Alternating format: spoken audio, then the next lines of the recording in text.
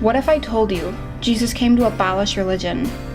What if I told you getting you to vote Republican really wasn't his mission? Because Republican doesn't automatically mean Christian, and just because you call some people blind doesn't automatically give you vision. If religion is so great, why has it started so many wars? Why does it build huge churches, but fails to feed the poor? Tell single moms God doesn't love them if they've ever been divorced. Yet God in the Old Testament actually calls religious people whores. Religion preaches grace, but another thing they practice tends to ridicule God's people.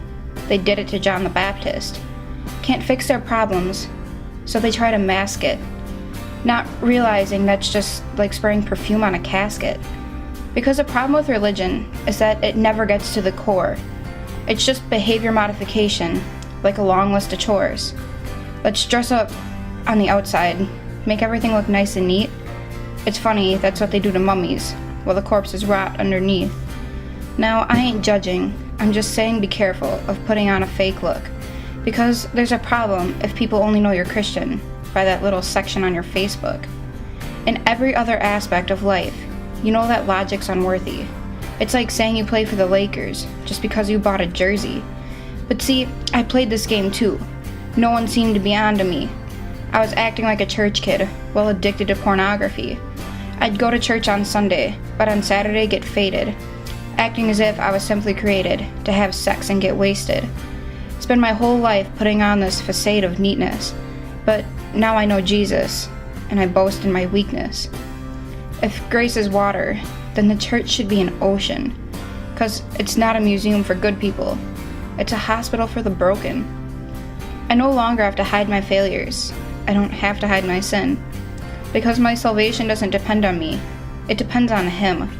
Because when I was God's enemy, and certainly not a fan, God looked down on me and said, I want that man. Which is so different from religious people, and why Jesus called them fools. Don't you see He's so much better than just following some rules?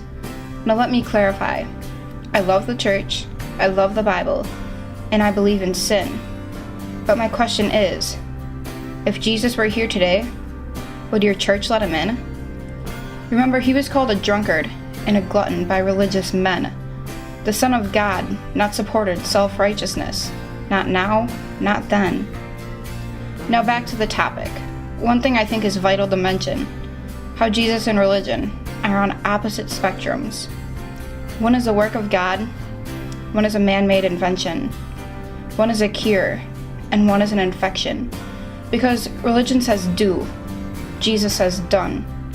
Religion says slave, Jesus says son.